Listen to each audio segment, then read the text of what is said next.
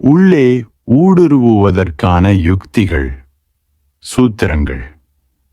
தலையினுடைய 7 திறப்புகளையும் உன்னுடைய கைகளால் மூடுகையில் உனது கண்களின் இடையே உள்ள ஒரு வெளி எல்லாவற்றையும் உள்ளடக்கியதாக மாறுகிறது.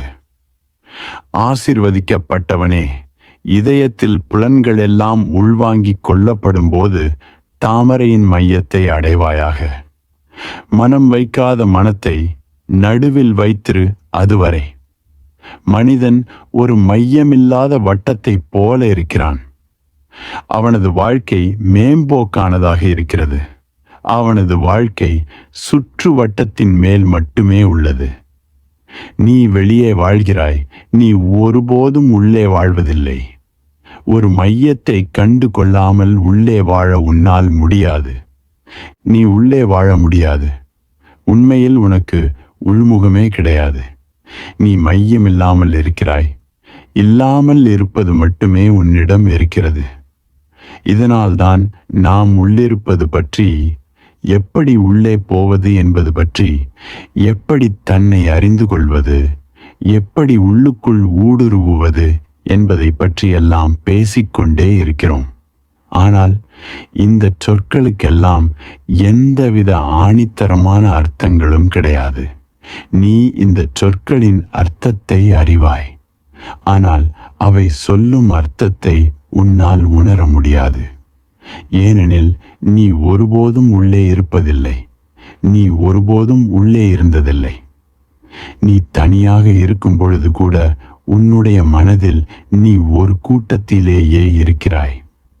வெளியே ஒருவரும் இல்லாத பொழுதிலும் கூட நீ உள்ளே இருப்பதில்லை. நீ மற்றவர்களை பற்றி யோசித்துக் கொண்டிருக்கிறாய். நீ வெளியில்தான் நகர்ந்து கொண்டிருக்கிறாய். நீ உறங்கும் பொழுது கூட மற்றவர்களை பற்றி கனவு கண்டு கொண்டிருக்கிறாய். நீ உனக்குள் இல்லை.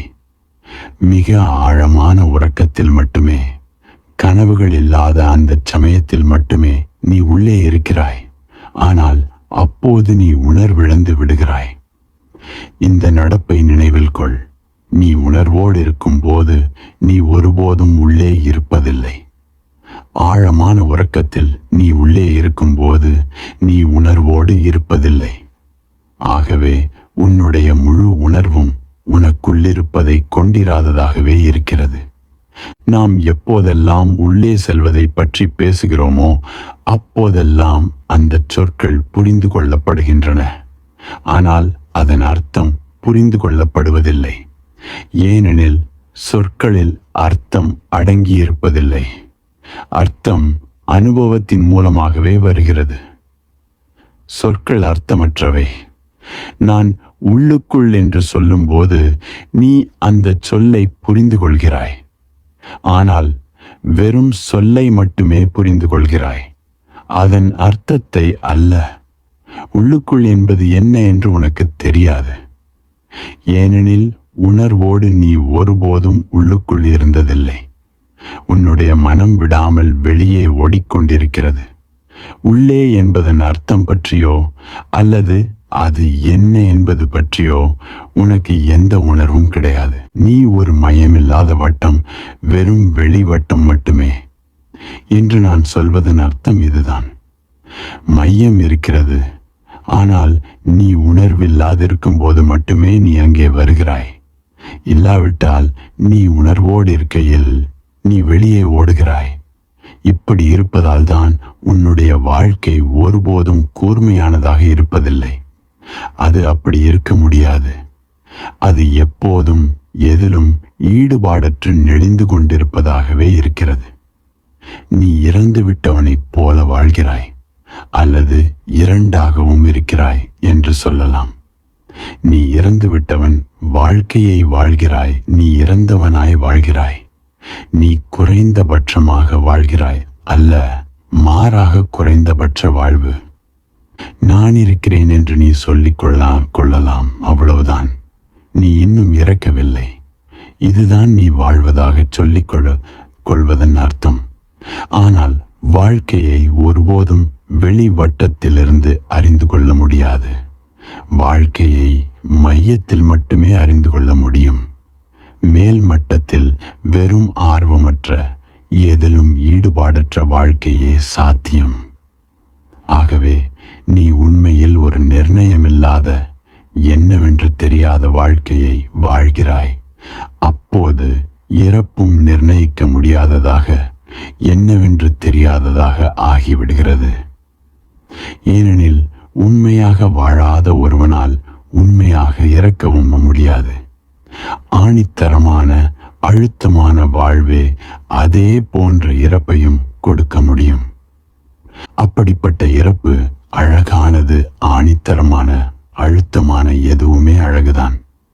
வாழ்வு கூட அது இப்படித்தான் என்று இல்லாமல் குளறுபடியாக இருந்தால் அது அசிங்கமாகி விடுகிறது. உன்னுடைய வாழ்க்கை அசிங்கமானது, அழுகிப் போனது. அங்கு எதுவும் நடப்பதில்லை. நீ வெறும் நம்பிக்கையில் என்றாவது ஒரு நாள் எங்காவது ஏதாவது நடக்கும் என்று காத்து கொண்டிருக்கிறாய். இந்த கணத்தில் ஒன்றுமில்லை. மேலும் இறந்த காலத்தின் எல்லா கணங்களும் இப்படி ஒன்றுமில்லாததாகவே போய்விட்டது. நீ எதிர்காலத்திற்காக காத்திருக்கிறாய். என்றாவது ஏதாவது நடக்கும் என்ற நம்பிக்கையில், வெறும் நம்பிக்கையில் காத்திருக்கிறாய். இப்படியாக ஒவ்வொரு கணமும் வீணாகி கொண்டிருக்கிறது. இறந்த காலத்தில் நீ எதிர்பார்த்த எதுவும் நடக்கவில்லை. ஆகவே அது எதுவும் எதிர்காலத்திலும் நடக்கப் போவதில்லை. எதுவும் இந்த கணத்தில் மட்டுமே நடக்க முடியும். ஆனால் அதற்கு உன்னிடம் கூர்மை வேண்டும், ஊடுருவும் கூர்மை வேண்டும். நீ மையத்தில் வேர் கொள்ள வேண்டும். மேல் மட்டத்தில் இருப்பது உதவாது. மேலும் நீ உன்னுடைய கண நேரத்தை கண்டுகொள்ள வேண்டும். உண்மையில் நாம் ஒருபோதும் நாம் என்னவாக இருக்கிறோம் என்று சிந்திப்பதில்லை. அப்படி நாம் செய்யும் யோசனைகள் எல்லாம் வெறும் துண்டு துண்டான குறிப்புகள்தான். ஒரு சமயம் நான் பல்கலைக்கழக வளாகம் ஒன்றில் ஒரு புரொஃபஸருடன் வசித்து வந்தேன். ஒரு நாள் அவர் மிகவும் மனமுடைந்து போனவராக வந்தார். ஆகவே நான் கேட்டேன், என்ன விஷயம்? அவர் சொன்னார், எனக்கு காய்ச்சல் அடிக்கிறது. நான் ஏதோ படித்து கொண்டிருந்தேன். ஆகவே நான் சொன்னேன், போய் தூங்குங்கள். இந்த போர்வையை எடுத்துக்கொண்டு போய் போர்த்தி கொண்டு படுங்கள். அவர் படுக்கச் சென்றார். ஆனால் சில நிமிடங்களில் திரும்ப வந்து சொன்னார், எனக்கு காய்ச்சல் இல்லை. உண்மையில் நான் கோபமாயிருக்கிறேன். என்னை ஒருவன் அவமானப்படுத்தி விட்டான். அதனால் அவன் மேல் ஆத்திரமாக வருகிறது. நான் கேட்டேன், பின் எதற்கு எனக்கு காய்ச்சல் அடிக்கிறது என்று சொன்னீர்கள்? அவர் சொன்னார், நான் கோபமாயிருக்கிறேன் என்பதை என்னால் ஏற்றுக்கொள்ள முடியவில்லை. ஆனால் உண்மையில் நான் கோபமாயிருக்கிறேன். காய்ச்சல் எதுவும் இல்லை. போர்வையை தூர வீசி எறிந்தார். நான் சொன்னேன், சரி, நீங்கள் கோபமாயிருக்கிறீர்கள் என்றால் இந்த தலையணையை எடுத்துக் கொள்ளுங்கள். இதை அடியுங்கள். இதன் மேல் ஆத்திரத்தை முழுவதும் காட்டுங்கள். உங்களுடைய ஆத்திரம் வெளிவரட்டும். இந்த தலையணை போதாதென்றால் இதோ நான் இருக்கிறேன். நீங்கள் என்னை அடியுங்கள். இந்த கோபம் முழுதும் வெளியே வந்துவிடட்டும். அவர் சிரித்தார். ஆனால் அந்த சிரிப்பு பொய்யானது. அவரது முகத்தின் மேல் மட்டும் பூசப்பட்டது. அது அவரது முகத்தில் வந்தது, பிறகு மறைந்து விட்டது. அது துளியும் உள்ளே ஊடுருவவில்லை. அது கொஞ்சம் கூட உள்ளிருந்து வந்ததில்லை. அது வெறும் பூச்சு. ஆனால் அந்த சிரிப்பு பொய்யான சிரிப்பாயிருந்தாலும் கூட ஒரு இடைவெளியை உண்டாக்கியது. அவர் சொன்னார், உண்மையில் அப்படியல்ல. நான் உண்மையில் கோபப்படவில்லை. மற்றவர்கள் முன்னால் யாரோ எதையோ சொன்னார்கள். அது எனக்கு மிகவும் சங்கடமாக போய்விட்டது. அவ்வளவுதான். உண்மையில் இதுதான் விஷயம். நான் அவரிடம் சொன்னேன், நீங்கள் உங்களுடைய உணர்வை பற்றிய உங்கள் பேச்சை இந்த அரை மணி நேரத்தில் 3 முறை மாற்றிவிட்டீர்கள். நீங்கள் காய்ச்சல் அடிக்கிறது என்றீர்கள். பிறகு கோபமாய் இருப்பதாக சொன்னீர்கள். இப்போது கோபமாய் இல்லை, வெறும் சங்கடம்தான் என்று சொல்கிறீர்கள். இதில் எது உண்மை? அவர் சொன்னார், எனக்கு சங்கடமாய் இருப்பதுதான் உண்மை. நான் சொன்னேன், எது உண்மை? நீங்கள் காய்ச்சல் அடிக்கிறது என்று சொல்லும்போது அதையும் உறுதியாகத்தான் சொன்னீர்கள். நீங்கள் கோபமாகி இருக்கிறது என்று சொன்னபோது அதையும் உறுதியாகத்தான் சொன்னீர்கள். இப்போது இதையும் உறுதியாக சொல்கிறீர்கள். நீங்கள் ஒரு ஆளா அல்லது பல பேரா? இன்னும் எத்தனை நேரத்திற்கு இந்த உறுதி தொடரப் போகிறது? அவர் சொன்னார், உண்மையாக நான் என்ன உணர்கிறேன் என்று எனக்கு தெரியவில்லை. நான் பாதிக்கப்பட்டிருக்கிறேன், அவ்வளவுதான். அதை கோபம் அல்லது சங்கடம் அல்லது வேறு எப்படி அழைப்பது என்று எனக்கு தெரியவில்லை. அதை பற்றி விவாதம் செய்யும் நேரம் இதுவல்ல. அவர் சொன்னார், என்னை தனியாக விடுங்கள். நீங்கள் என்னுடைய நிலையை தத்துவார்த்தமாக்கி விட்டீர்கள். எது உண்மை, எது அழுத்தமானது என்று நீங்கள் விவாதிக்கிறீர்கள். ஆனால் நான் மிகவும் பாதிக்கப்பட்டிருப்பதாக உணர்கிறேன். இது உன்னை பற்றியது. நீ ஒருபோதும் உறுதியாக இருப்பதில்லை. ஏனெனில் உறுதியாய் இருப்பது என்பது மையம் கொண்டிருப்பதிலிருந்து வருகிறது. உன்னை பற்றிய உறுதி கூட உனக்கு இல்லை. நீ உன்னை பற்றியே ஒருபோதும் உறுதியாய் இல்லாத போது அடுத்தவர்களை பற்றி உறுதி செய்வது என்பது சாத்தியமே இல்லாதது. வெறும் தெளிவற்ற நிலை, ஒரு மூட்டமான நிலைதான் அங்குள்ளது. எதுவும் உறுதியாய் இல்லை. சில நாட்களுக்கு முன்பு இங்கு ஒருவர் இருந்தார். அவர் என்னிடம், நான் ஒருவரை நேசிக்கிறேன், அவரை திருமணம் செய்து கொள்ள விரும்புகிறேன் என்று சொன்னார். நான் ஒன்றும் சொல்லாமல் சில நிமிடங்களுக்கு அவரது கண்களுக்குள் ஆழமாக பார்த்தேன். அவர் தடுமாற ஆரம்பித்தார். பிறகு என்னிடம், நீங்கள் ஏன் என்னை உற்று பார்க்கிறீர்கள்? எனக்கு சங்கடமாக இருக்கிறது என்று சொன்னார். நான் தொடர்ந்து பார்வையை செலுத்தினேன். அவர் சொன்னார், எனது நேசம் பொய் என்று நீங்கள் நினைக்கிறீர்களா? நான் ஒன்றும் பதில் சொல்லவில்லை. தொடர்ந்து பார்த்து கொண்டே மட்டும் இருந்தேன். அவர், ஏன் நீங்கள் இந்த திருமணம் நல்லதில்லை என்று நினைக்கிறீர்கள் என்று கேட்டார். பிறகு அவர் தனக்கு தானே சொல்லிக்கொண்டார், நான் இதை பற்றி உண்மையில் அதிகம் சிந்தித்து பார்க்கவில்லை. மேலும் அதனால்தான் நான் உங்களிடம் வந்தேன். உண்மையில் நான் நேசிக்கிறேனா இல்லையா என்று எனக்கு தெரியாது. நான் ஒரே ஒரு சொல் கூட சொல்லவில்லை. நான் அவரது கண்களை ஊடுருவி பார்ப்பதை மட்டுமே செய்தேன். ஆனால் அவர் அலைபாய ஆரம்பித்தார். அதோடு அவர் உள்ளே இருந்தவைகள் மேலே வர கொப்பளித்து கிளம்ப ஆரம்பித்து விட்டன. நீ உறுதியோ நிச்சயமோ கொண்டவனாக இல்லை. நீ எதை குறித்தும் நிச்சயமானவனாக இருக்க முடியாது. உனது நேசத்திலாகட்டும், உனது வெறுப்பிலாகட்டும், உனது நட்பிலாகட்டும், எதிலும் நிச்சயம் இருக்காது. நீ நிச்சயமாயிருக்கும் எதுவும் இருக்க முடியாது. ஏனெனில் உனக்கு மையம் இல்லை. ஒரு மையம் இல்லாமல் எந்த உறுதிப்பாடும் ஏற்பட முடியாது. உனது எல்லா உறுதிப்பாடுகளும் தவறானவை, கண நேரமே நிலைப்பவை. ஒரு கணத்தில் நீ நிச்சயமாய் உறுதிப்பாட்டோடு இருப்பதாய் நீ உணர்வாய். ஆனால் அடுத்த கணத்தில் அந்த நிச்சயமான தன்மை போய்விடும். ஏனெனில் ஒவ்வொரு கணமும் நீ வேறு வேறு மையங்களை கொண்டவனாயிருக்கிறாய். நீ ஒரு நிரந்தரமான மையத்தை, ஒரு இறுகிய மையத்தை பெறவில்லை. ஒவ்வொரு கணமும் ஒரு அணுவளவான மையத்தோடு இருக்கிறாய். ஆகவே ஒவ்வொரு கணமும் அதற்கே உரிய சுயம் இருக்கிறது. மனிதன் ஒரு கூட்டம் என்று ஜார்ஜ் க்ருட்சிப் எப்பொழுதும் சொல்வார். ஒரு ஆளாக தன்னை காட்டிக்கொள்வது வெறும் ஏமாற்று வேலைதான். ஏனெனில் நீ ஒரு ஆள் அல்ல, நீ பல ஆட்களாக இருப்பவன். எனவே உன்னில் ஒரு ஆள் பேசும்போது அது ஒரு கண நேரமே இருக்கும் மையம்தான். அடுத்த கணத்திலேயே வேறொருவர் இருப்பார். ஒவ்வொரு கணத்தோடும் ஒவ்வொரு அணுவளவு சூழலோடும் நீ உறுதியாய் உணர்கிறாய். ஆனால் நீ வெறும் ஓட்டம், எந்த மையமும் இல்லாத சில அலைகள் மட்டுமே. என்பதை குறித்து நீ ஒருபோதும் விழிப்புணர்வு அடைவதில்லை. இதனால் கடைசியில் இந்த வாழ்க்கையே வீண் என்பதைப் போல நீ உணர்வாய். அப்படித்தான் ஆகும். வெறும் வீணாய் போனதாக, வெட்டி அலைச்சலாக, காரியமில்லாத, அர்த்தமில்லாத வாழ்வாக போகும்.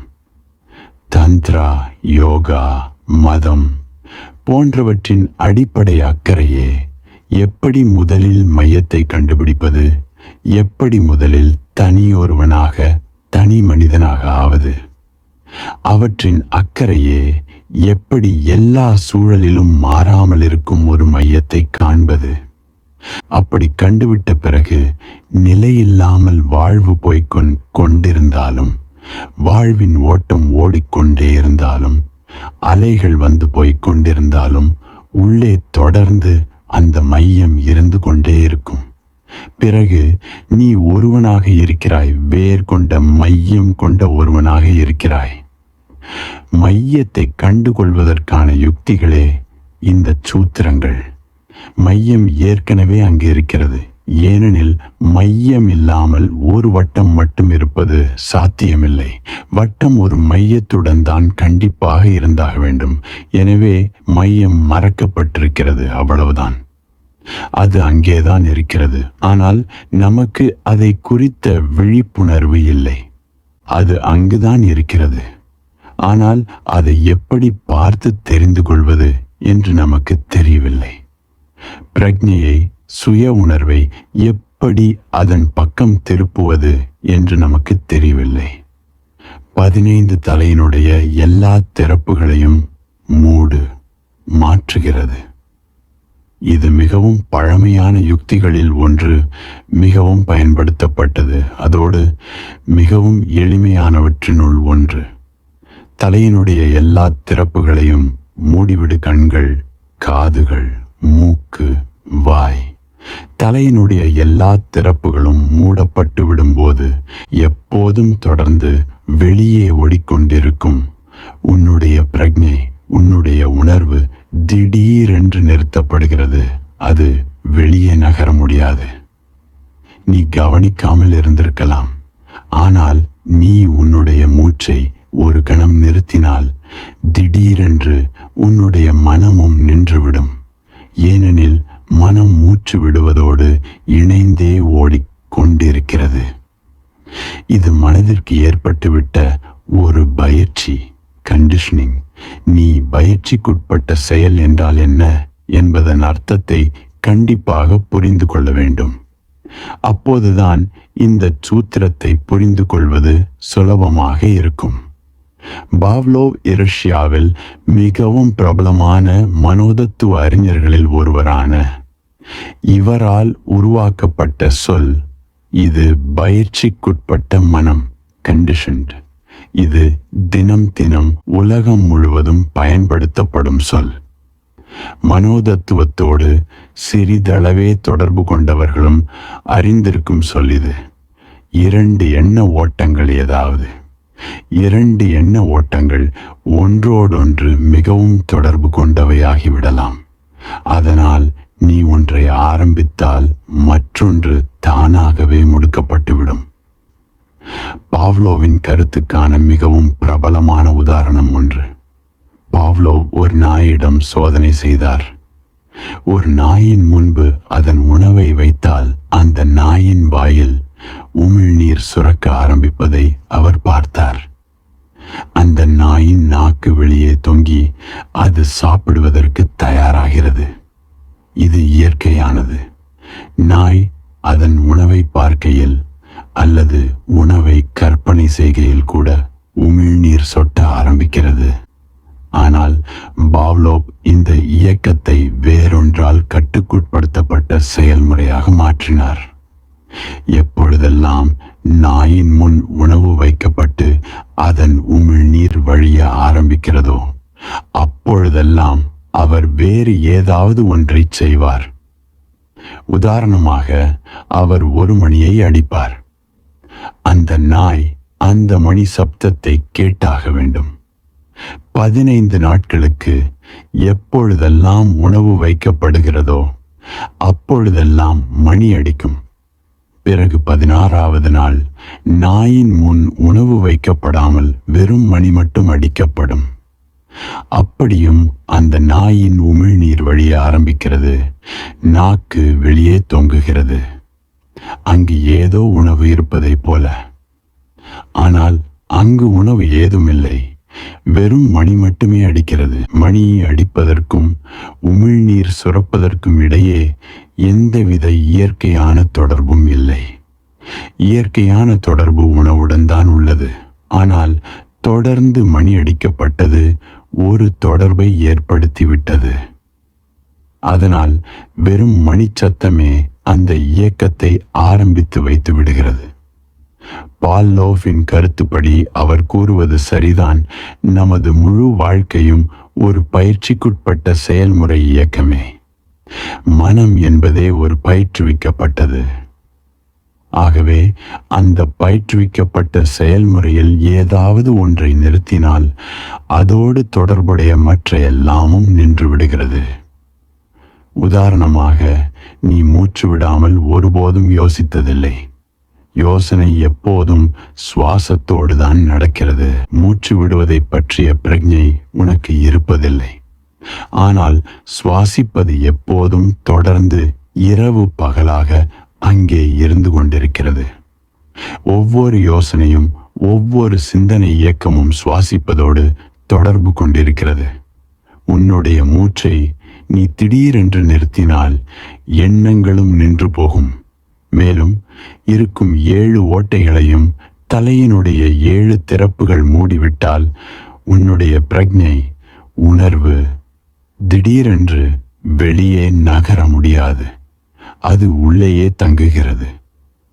அப்படி அது உள்ளேயே தங்குவது உன்னுடைய கண்களுக்கு இடையே ஒரு வெளியை உருவாக்குகிறது. அந்த வெளிதான் 3வது கண் என்று அறியப்படுகிறது. தலையினுடைய எல்லா திறப்புகளையும் மூடிவிட்டால் நீ வெளியே போக முடியாது. ஏனெனில் நீ எப்பொழுதும் இந்த திறப்புகளின் மூலமே வெளியே போய்க் கொண்டு இருக்கிறாய். நீ உள்ளே தங்குகிறாய். அப்படி உன்னுடைய பிரஜை உள்ளேயே தங்கியிருக்கும் பொழுது அது 2 கண்களுக்கும் இடையே குவிகிறது. அது 2 கண்களுக்கும் இடையே ஊடுருவி நிற்கிறது. அந்த இடம்தான் 3வது கண் என அறியப்படுகிறது. அந்த இடம் எல்லாவற்றையும் உள்ளடக்கியதாக மாறுகிறது. இந்த இடத்தினுள் எல்லாமும் அடங்கியுள்ளதாக, முழு பிரபஞ்ச இருப்பும் உள்ளடங்கி இருப்பதாக இந்த சூத்திரம் சொல்கிறது. உன்னால் இந்த இடத்தை உணர முடிந்தால் நீ எல்லாவற்றையும் உணர்ந்து விட்டவன். ஒரு முறை உனக்குள் 2 கண்களுக்கு இடையே இருக்கும் இந்த வெளியை நீ உணர்ந்து விட்டால் பின் நீ பிரபஞ்ச இருப்பையே, அதன் மொத்தத்தையுமே அறிந்தவன். ஏனெனில் இந்த உள்வெளி எல்லாவற்றையும் உள்ளடக்கியது. அதிலிருந்து விடுபட்டு போனது எதுவும் இல்லை. உபனிஷத்துகள் சொல்கின்றன, அந்த ஒன்றை அறிபவன் எல்லாவற்றையும் அறிந்த ஒருவனாகிறான். இந்த 2 கண்களாலும் அறுதியிடப்பட்டவைகளையே காண முடியும். 3வது கண் எல்லையற்றதை பார்க்கிறது. இந்த 2 கண்களாலும் பொருள்களையே பார்க்க முடியும். 3வது கண் பொருளற்றதை, ஆன்ம சக்தியை பார்க்கிறது. இந்த 2 கண்களாலும் ஒருபோதும் சக்தியை உணர முடியாது. நீ ஒருபோதும் சக்தியை பார்க்க முடியாது. நீ வெறும் பொருட்களை மட்டுமே பார்க்க முடியும். ஆனால் 3வது கண்ணால் சக்தி அதன் உண்மை சொரூபத்தில் காண கிடைக்கிறது. இந்த திறப்புகளை எல்லாம் மூடுவது என்பது மையம் கொள்வதற்கான ஒரு வழியாகும். ஏனெனில் பிரக்ஞை நிலையின் ஓட்டம் வெளியே செல்ல முடியாத போது அது அதனுடைய மூலஸ்தானத்திலே தங்குகிறது. அந்த பிரக்ஞை நிலையின் மூலஸ்தானமே 3வது கண். நீ 3வது கண்ணில் மையம் கொண்டால் பல விஷயங்கள் நிகழும். அதில் முதலாவது, உன்னுள்ளே முழு உலகத்தையும் கண்டுகொள்வாய். சூரியன் எனக்குள் நகர்கிறது. நட்சத்திரங்கள் எனக்குள் நகர்கின்றன. சந்திரன் எனக்குள் எழுகிறது. முழு அண்டமும் எனக்குள் இருக்கிறது. இதை முதல் முறை அவர் கூறிய போது அவரது சீடர்கள் அவருக்கு கிறுக்கு பிடித்து விட்டது என்று நினைத்தார்கள். எப்படி நட்சத்திரங்கள் ராமதீர்த்தாவினுள் இருக்க முடியும்?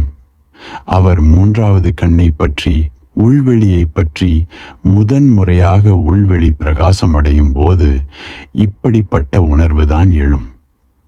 உனக்குள் எல்லாவற்றையும் நீ பார்க்கும் பொழுது நீயே அண்டமாக ஆகிவிடுகிறாய். மூன்றாவது கண் உன்னுடைய தோலுடம்பின் ஒரு பாகம் அல்ல. நமது இரண்டு கண்களின் இடையே உள்ள வெளி உன்னுடைய உடம்பிற்குள் அடங்கியுள்ள ஒரு இடம் அல்ல. அது உன்னுள் ஊடுருவியிருக்கும் எல்லையற்ற வெளியாகும். ஒருமுறை இந்த வெளியை அறிந்துவிட்டால் நீ ஒருபோதும் மறுபடியும் பழைய ஆளாக ஆக முடியாது. நீ இந்த உள்வெளியை அறியும் கணத்திலேயே நீ இறப்பற்ற தன்மையை அறிந்தவனாகி விடுவாய். பின் இறப்பு என்பதே இல்லை. இந்த உள்வெளியை முதன்முறையாக நீ அறிகையில் உனது வாழ்க்கை அதிக ஆற்றலும் நிச்சயமும் கொண்டதாகும். முதன்முறையாக உண்மையிலேயே உயிர் துடிப்புள்ளதாகும். இப்போது எந்த பாதுகாப்பும் தேவையில்லை. இப்போது எவ்வித பயமும் சாத்தியமில்லை. இப்போது நீ அழிக்க முடியாதவன். இப்போது உன்னிடமிருந்து எதையும் எடுக்க முடியாது. இப்போது முழு அண்டமும் உன்னை சேர்ந்தது. நீதான் அண்டம். இந்த உள்வெளியை அறிய நேர்ந்தவர்கள் அவர்கள் பரவசத்தில் கூவியுள்ளார்கள், அகம் பிரம்மாஸ்மி, நானே அண்டம், நானே பிரபஞ்ச இருப்பு. இந்த மூன்றாவது கண் அனுபவத்தின் காரணத்தால் தான் சூப்பி மறைஞானி மன்சூர் கொலை செய்யப்பட்டார். முதன்முறையாக இந்த உள்வெளி பற்றிய விழிப்புணர்வு பெற்றவுடன் மன்சூர் கூவ ஆரம்பித்தார், நானே கடவுள்.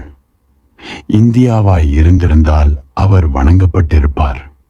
ஏனெனில் இந்த மூன்றாவது கண்ணாகிய உள்வெளியை அடைந்த பல ஞானிகளை இந்தியாவிற்கு தெரியும். ஆனால் ஒரு முகமதிய நாட்டில் அது கடினம். மேலும் மன்சூரின் நானே கடவுள் அனல் ஹக் என்ற கூற்று மதத்திற்கே எதிரான ஒன்றாக எடுத்து கொள்ளப்பட்டது. ஏனெனில் முகமதிய மதத்தால் கடவுளும் மனிதனும் ஒன்றாக முடியும் என்பது நினைத்தே பார்க்க முடியாதது. மனிதன் உருவாக்கப்பட்டவன் உருவாக்குபவனாக முடியும். ஆகவே மன்சூரின் நானே கடவுள் என்ற கூற்று புரிந்து கொள்ள முடியாதது. அதனால் அவர் கொலை செய்யப்பட்டார். ஆனால் அப்படி அவர் கொலை செய்யப்படும் போது அவர் சிரித்து கொண்டிருந்தார். எனவே யாரோ ஒருவர், ஏன் சிரிக்கிறாய் மன்சூர் என்று கேட்டார். மன்சூர் கூறிய பதிலாக சொல்லப்படுவது, நான் ஏன் சிரிக்கிறேன் என்றால், நீங்கள் என்னை கொல்லவில்லை, நீங்கள் என்னை கொல்ல முடியாது. நீங்கள் இந்த உடம்பால் ஏமாந்து போகிறீர்கள். ஆனால் நான் இந்த உடம்பல்ல, நான் இந்த அண்டத்தை படைத்தவன். மேலும் இந்த முழு அண்டத்தையும் ஆரம்பத்தில் அசையவிட்ட விரல் என்னுடையதுதான். இந்தியாவில் அவர் சுலபமாக புரிந்து கொள்ளப்பட்டிருப்பார். இந்த மொழி பல நூற்றாண்டுகளாக இங்கு அறியப்பட்டது. உள்வெளியை அறியக்கூடிய ஒரு கணம் வரும் என்று நமக்கு நன்றாக தெரியும். அப்பொழுது ஒருவர் வெறும் பைத்தியம் போல ஆகிவிடுவார். மேலும் இந்த தரிசனம் சர்வ நிச்சயமானது. எனவே மன்சூரை நீ கொன்றால் கூட அவர் அவருடைய கூற்றை மாற்றிக்கொள்ள மாட்டார். ஏனெனில் உண்மையில் அவரை பொறுத்தவரை அவரை நீ கொல்ல முடியாது. இப்போது அவர் முழுமையை அடைந்து விட்டவர். ஆகவே அவரை அழிப்பதற்கான எந்த சாத்தியக்கூறும் இல்லை. மன்சூருக்கு பின் சூப்பிகள் மௌனமாய் இருப்பதே நல்லது என்பதை கற்றுக்கு கொண்டனர். ஆகவே சூப்பி மரபில் மன்சூருக்கு பிறகு சீடர்களுக்கு தொடர்ந்து வலியுறுத்தப்பட்டு வருகிறது. நீங்கள் மூன்றாவது கண்ணிற்கு எப்பொழுது வந்தடைந்தாலும் மௌனமாக இருங்கள், எதையும் சொல்லாதீர்கள். எப்பொழுது இது நடந்தாலும் அமைதியாயிருங்கள், எதுவும் பேசாதீர்கள், அல்லது சாதாரணமான மக்கள் நம்பும் விஷயங்களை தொடர்ந்து சொல்லிக் கொண்டிருங்கள். ஆகவே தற்போது இஸ்லாம் 2 மரபுகளை கொண்டிருக்கிறது. ஒன்று சாதாரணமானது, வெளிப்புறமானது, வெளித்தாக்கம் கொண்டது. மற்றொன்று உண்மையான இஸ்லாம், சூபியிசம், புலன் கடந்தது. ஆனால் சூபிகள் மௌனமாக இருக்கிறார்கள். ஏனெனில் மன்சூருக்கு நடந்ததிலிருந்து அவர்கள் கற்றுக்கொண்டு விட்டார்கள். மூன்றாவது, கண் திறக்கும் பொழுது எழும் மொழியில் பேசுவது என்பது தேவையற்ற கஷ்டத்தில் கொண்டு போய்விடும், மேலும் அதனால் யாருக்கும் உதவியில்லை என்பதை இந்த சூத்திரம் சொல்கிறது. தலையினுடைய 7 திறப்புகளையும் உன்னுடைய கைகளால் மூடுகையில் உனது கண்களினிடையே உள்ள ஒரு வெளி எல்லாவற்றையும் உள்ளடக்கியதாக மாறுகிறது. உன்னுடைய உள்வெளி எல்லாமும் கொண்ட பரவெளியாக மாறுகிறது. 16வது, உனது இதயத்தில் புலன்களை உள்வாங்கு. 4வது, மையம் கொள்ளும் யுக்தி.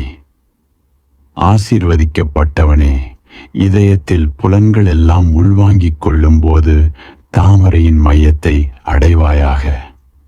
ஒவ்வொரு யுக்தியும் ஒரு குறிப்பிட்ட வகை மனதிற்கு பயன்படக்கூடியது. நாம் ஆலோசித்த 3வது யுக்தி தலையினுடைய திறப்புகளை மூடுவது பலரும் பயன்படுத்த முடியக்கூடியது. அது மிகவும் எளிமையானது. அதோடு பெரிய ஆபத்து ஏதுமில்லாதது. நீ அதை வெகு சுலபமாக பயன்படுத்த முடியும். மேலும் திறப்புகளை உனது கைகளாலேயே தான் மூட வேண்டும் என்பதில்லை, மூடுவதே தேவை. ஆகவே நீ காது அடைப்பான்களையும் கண்களுக்கு கண் மறைப்பையும் பயன்படுத்தலாம். உண்மையான விஷயம், சில கணங்களுக்கு தலையினுடைய எல்லா திறப்புகளையும் முழுதாக மூடிக்கொள்வதுதான் சில கணங்களுக்கு அல்லது சில வினாடிகளுக்கு. இதை முயற்சி செய். இதை பீற்றி செய்யாதே. திடீரென்று மட்டுமே இது உதவும். இது திடீரென நடக்கும் பொழுது இது உதவி புரியும். நீ படுக்கையில் படுத்துக் கொண்டிருக்கும் பொழுது திடீரென உன் எல்லா திறப்புகளையும் சில நொடிகளுக்கு மூடிக்கொண்டு உள்ளே என்ன நடக்கிறதென்று பார். மூச்சு முட்டுவது போல உணரும் போதும் தொடரு. ஏனெனில் மூச்சை நிறுத்துவதால் அப்படித்தான் இருக்கும். முற்றிலும் பொறுக்க முடியாமல் ஆகும் வரை தொடரு. அப்படி முற்றிலும் பொறுக்க முடியாமல் போகும் பொழுது உன்னால் திறப்புகளை தொடர்ந்து மேலும் மூடிக்கொள்ள முடியாமல் நீயே திறந்து விடுவாய். ஆகவே நீ கவலைப்பட தேவையில்லை.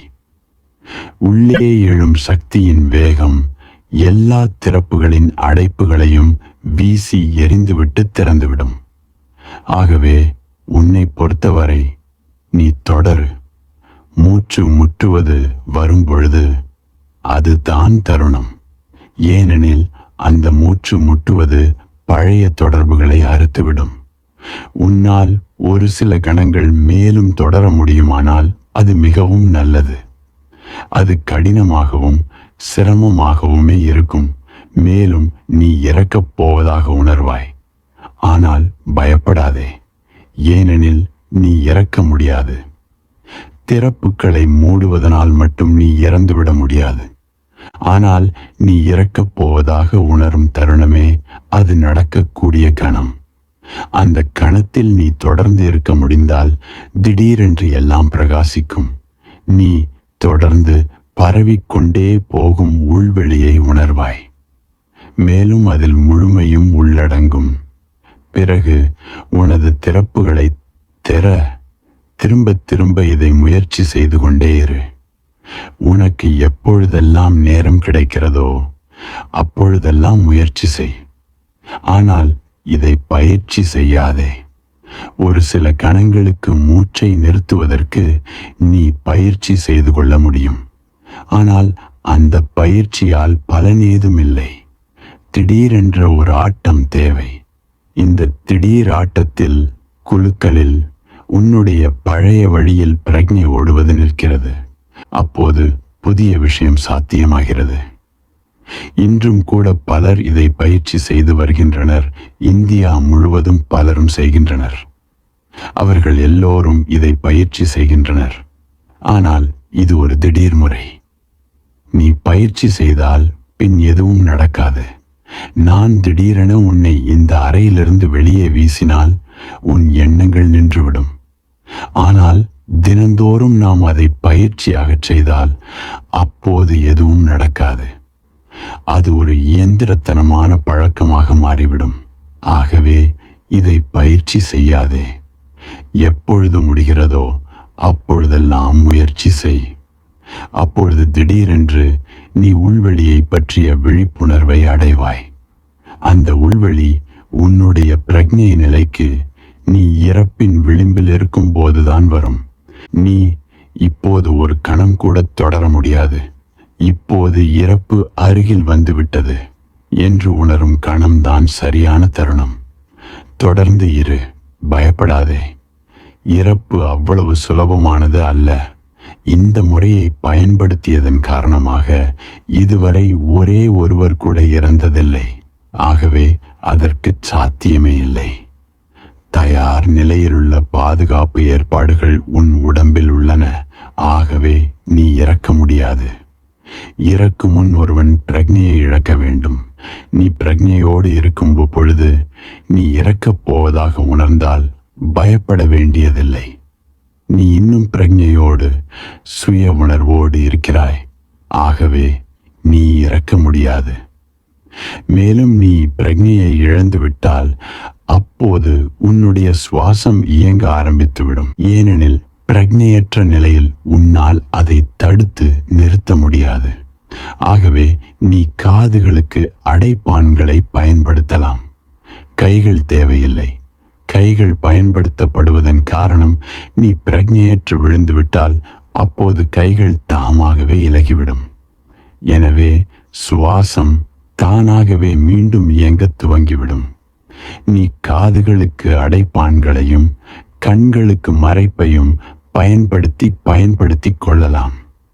ஆனால் மூக்கிற்கும் வாய்க்கும் எந்தவித அடைப்பையோ கிளிப்பையோ பயன்படுத்த வேண்டாம். ஏனெனில் அப்படி செய்வது ஆபத்தாக முடியலாம். குறைந்தபட்சம் மூக்காவது ஏதானாலும் அடைக்கப்படாமல் இருக்க வேண்டும். அதை உன் கைகளால் மூடிக்கொள். அப்போதுதான் நீ பிரக்ஞையற்று விழுந்துவிட்டால் கைகள் இலகி சுவாசம் நடக்க ஆரம்பிக்கும். இப்படி தயார் நிலையான பாதுகாப்பு ஏற்பாடு உள்ளது. இந்த முறை பலராலும் பயன்படுத்த முடியக்கூடியது ஆகும். 4வது முறை மிகவும் வளர்ந்த இதயம் உள்ளவர்களுக்கு, நேசம் மிகுந்த உணர்ச்சி பூர்வமான உணர்வு மிகுந்தவர்களுக்கு உரியது. ஆசீர்வதிக்கப்பட்டவனே, இதயத்தில் புலன்கள் எல்லாம் உள்வாங்கிக் கொள்ளப்படும் போது தாமரையின் மையத்தை அடைவாயாக. இந்த முறை இதயத்தை அடிப்படையாக கொண்டவர்களுக்கு மட்டுமே உரியது. ஆகவே முதலில் இதயத்தை அடிப்படையாக கொண்டவர் என்றால் யார் என்பதை புரிந்து கொள். அப்போதுதான் இந்த முறையை புரிந்து கொள்ள முடியும். இதயத்தை அடிப்படையாக கொண்ட ஒருவருக்கு எல்லாமே இதயத்தை சென்றடைவதாகவே இருக்கும். எல்லாமே. நீ அவரை நேசித்தால் அவரது இதயம் உன் நேசத்தை உணரும். அவருடைய தலை அல்ல, தலையை முதன்மையாக கொண்ட ஒருவர் அவர் நேசிக்கப்படுவதை கூட அவரது மூளையில்தான், தலையில்தான் உணர்வார். அவர் அதை பற்றி யோசிப்பார். அவர் அதை குறித்து திட்டமிடுவார். அவரது நேசம் கூட மனம் திட்டமிட்டு எடுக்கும் ஒரு முயற்சியாகவே இருக்கும். உணரும் வகையை சார்ந்த ஒருவர் எந்தவித காரண காரிய சிந்தனையுமற்று வாழ்வார். இதயத்திற்கு அதற்கே உரிய காரணங்கள் இருக்கின்றன என்றாலும் அது காரண காரிய சிந்தனையற்றே வாழ்கிறது.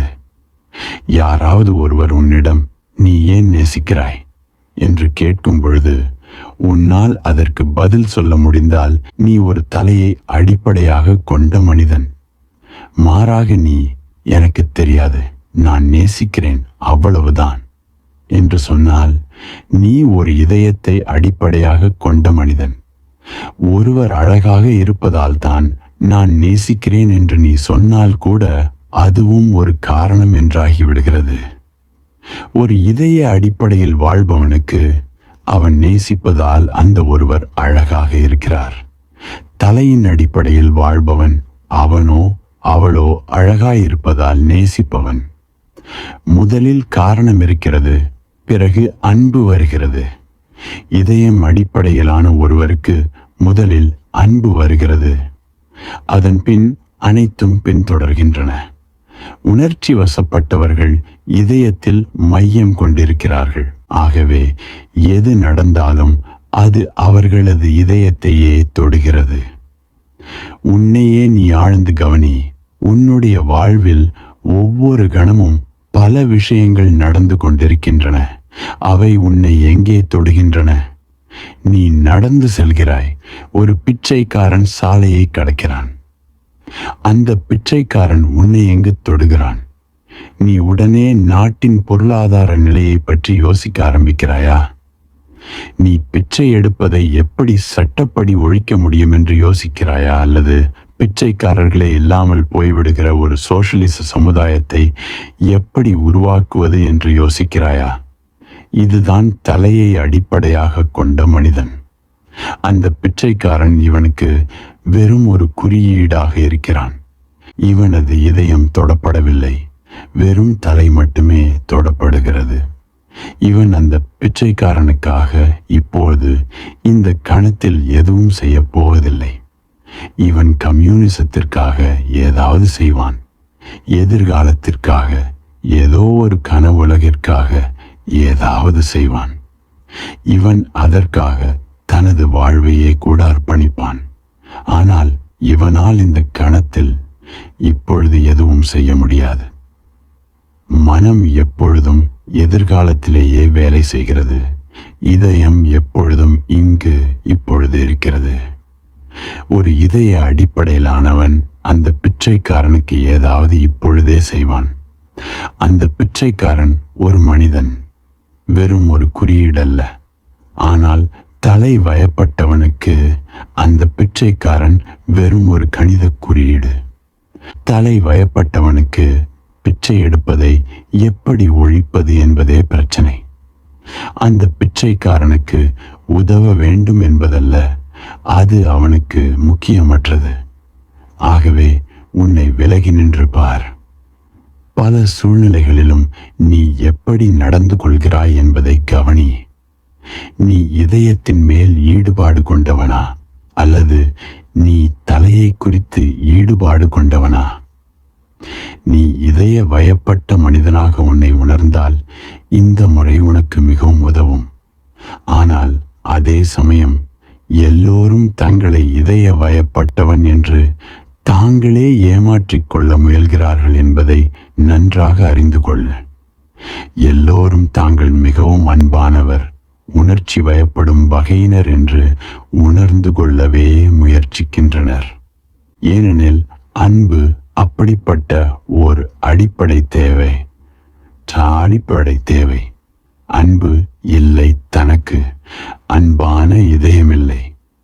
தன்னிடம் என்று ஒருவர் தன்னை பார்த்தால் அதை எவராலும் இலகுவாக சரியானதாக எடுத்துக்கொள்ள முடிவதில்லை. ஆகவே ஒவ்வொருவரும் தாங்கள் அன்பானவரே என்று எண்ணிக்கொண்டும் நம்பிக்கொண்டும் இருக்கின்றனர். ஆனால் நம்புவதால் பயனில்லை. துளியும் பாரபட்சமில்லாமல் ஆழ்ந்து கவனிப்பது போல பிறகு முடிவு செய். ஏனெனில் உன்னை நீ ஏமாற்றிக் கொள்ள தேவையில்லை. மேலும் அது எந்த விதத்திலும் உதவாது. உன்னையே நீ ஏமாற்றிக் கொண்டாலும் நீ இந்த யுக்தியை ஏமாற்ற முடியாது. ஆகவே நீ இந்த யுக்தியை செய்யும் போது அங்கு எதுவுமே நடக்காமல் போவதை நீ உணர்வாய். மக்கள் என்னிடம் வருகிறார்கள், நான் அவர்களிடம் எந்த வகையைச் சேர்ந்தவர்கள் அவர்கள் என்று கேட்கிறேன். அவர்களுக்கு உண்மையில் தெரியாது. அவர்கள் ஒருபோதும் அதை பற்றி எந்த வகையினர் நாம் என்பதை பற்றி யோசித்ததில்லை. அவர்கள் அவர்களை பற்றிய பொதுவான கருத்துக்களையே கொண்டிருக்கிறார்கள். மேலும் அந்த கருத்துக்கள் உண்மையில் வெறும் கற்பனைகளாகவே உள்ளன. அவர்களுக்கு குறிப்பிட்ட சில கற்பனை பாத்திரங்கள், சுய கற்பனை வடிவங்கள் இருக்கின்றன. மேலும் அவர்கள் தாங்கள் இந்த கற்பனை வடிவங்களே என்று எண்ணுகிறார்கள் அல்லது அப்படி இருக்கவே ஆசைப்படுகிறார்கள். ஆனால் அவர்கள் அப்படி இருப்பதில்லை. மாறாக பல சமயம் அவர்கள் தங்களின் நினைப்புக்கு நேர்மாறானவர்களாக இருப்பதே நிகழ்கிறது. இதற்கும் ஒரு காரணம் இருக்கிறது. ஒருவன் தனக்கு இதயமில்லை என்று உணர்வதினாலேயே, அதனால் அவனுக்கு ஏற்படும் பயத்தினாலேயே தான் ஒரு இதய வயப்பட்டவன் என்று வலியுறுத்தக்கூடும். இதனால் இவன் தனக்கு இதயமில்லை என்ற உண்மையை குறித்த விழிப்புணர்வு அடைய முடியாமல் போகிறது. இந்த உலகத்தை பார். எல்லோரும் அவர்களது இதயத்தை பற்றி கூறுவது சரியென்றால், இந்த உலகம் இவ்வளவு இதயமற்றதாக இருக்க முடியாது. இந்த உலகம் நமது கூட்டுத் தொகைதான். ஆகவே எங்கோ ஏதோ தவறு நேர்ந்திருக்கிறது. இதயம் இங்கில்லை. உண்மையில் இங்கிருப்பதற்கு அதற்கு எந்த பயிற்சியும் ஒருபோதும் கொடுக்கப்படவில்லை. மனதிற்கு பயிற்சி அளிக்கப்பட்டுள்ளது. ஆகவே அது இங்கிருக்கிறது. பள்ளிகள், கல்லூரிகள், பல்கலைக்கழகங்கள் என்று மனதிற்கு பயிற்சி கொடுப்பவை உள்ளன. ஆனால் இதை பயிற்றுவிக்க எந்த இடமும் இல்லை. மேலும் மனத்தை பயிற்றுவிப்பது ஆதாயமளிப்பதாக உள்ளது. ஆனால் இதயத்தை பயிற்றுவிப்பது அபாயகரமானது. உனது இதயம் பயிற்றுவிக்கப்பட்டால் நீ முற்றிலும் இந்த உலகத்திற்கு பொருந்தாதவனாக ஆகிவிடுவாய். ஏனெனில் இந்த முழு உலகமும் காரண காரிய அடிப்படையிலேயே ஓடிக்கொண்டிருக்கிறது. உனது இதயம் பயிற்றுவிக்கப்பட்டால் இப்பொழுதுள்ள வாழ்க்கை முறையின் முழுமையான பின்னணியில் நீ வெறும் மடத்தனமாகவே இருப்பாய். முழு உலகமும் வலது பக்கம் போகும்போது நீ இடது பக்கம் போவாய். எல்லா இடத்திலும் நீ சிரமத்தை உணர்வாய். உண்மையில் மனிதன் எவ்வளவு அதிகம் நாகரிகம் அடைகிறானோ அந்த அளவு மேலும் மேலும் குறைவாக இதயம் பயிற்றுவிக்கப்படுகிறது. நாம் உண்மையில் அதை பற்றியே மறந்துவிட்டோம். அதாவது அது இருக்கிறது என்பதை, அல்லது அதை பயிற்றுவிக்க வேண்டிய தேவை இருக்கிறது என்பதை. அதனால்தான் இது போன்ற முறைகள் மிகச் சுலபமாக வேலை செய்யக்கூடியவை ஒருபோதும் வேலை செய்வதில்லை. பெரும்பாலான மதங்கள் இதய அடிப்படையிலான யுக்திகளை கொண்டு இருப்பவைகளே. கிறித்துவம், இஸ்லாம், இந்து மற்றும் பல. இவையெல்லாம் இதயவயப்பட்ட மனிதனை அடிப்படையாக கொண்டவை. எந்த அளவு ஒரு மதம் பழமையானதோ அந்த அளவு அதிகமாக இதயவயப்பட்ட மனிதனை அடிப்படையாக கொண்டதாக அது இருக்கும். உண்மையில் வேதங்கள் எழுதப்பட்ட போது இந்து மதம் வளரும் வேளையில் இதயவயப்பட்ட மனிதர்களே அங்கு இருந்தார்கள். அப்பொழுது மனதின் பயப்பட்ட மனிதர்களை காண்பது உண்மையிலேயே கடினம். ஆனால் இன்று பிரச்சனை தலைகீழானது. நீ பிரார்த்திக்க முடியாது. ஏனெனில் பிரார்த்தனை ஒரு இதய அடிப்படையிலான யுக்தி.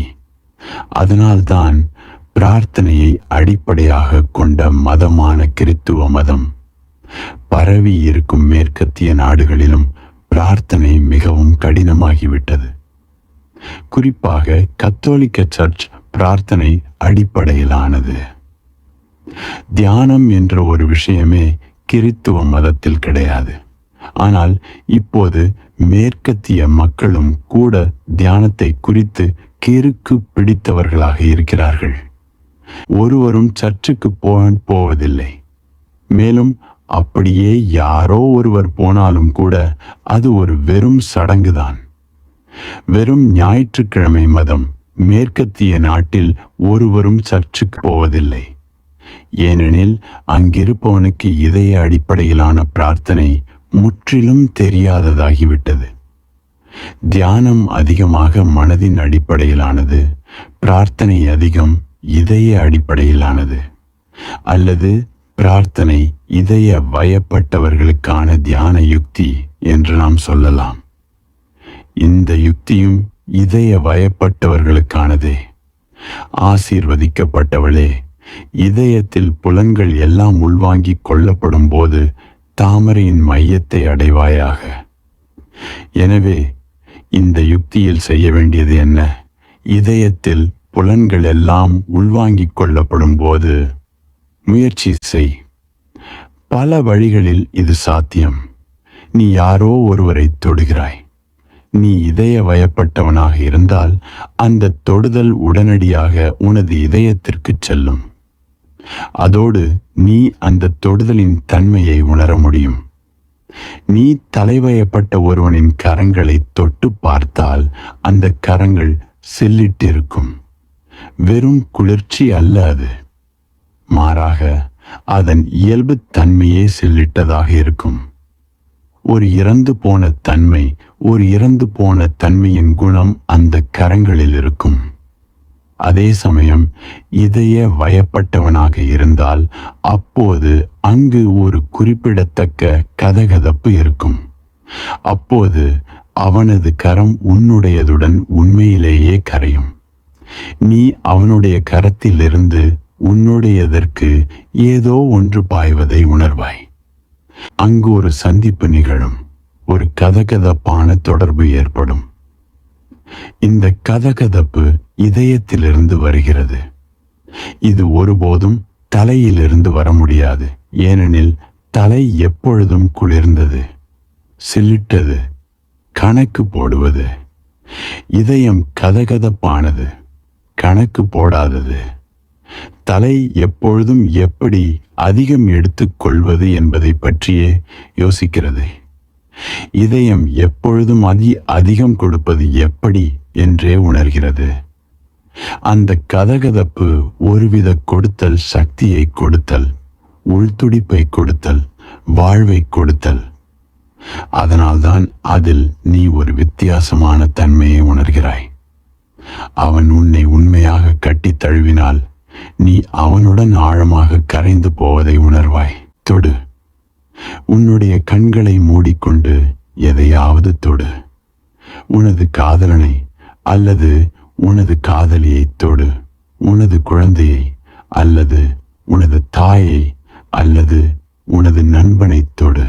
அல்லது ஒரு மரத்தை அல்லது ஒரு மலரை தொடு. அல்லது வெறும் பூமியை தொடு.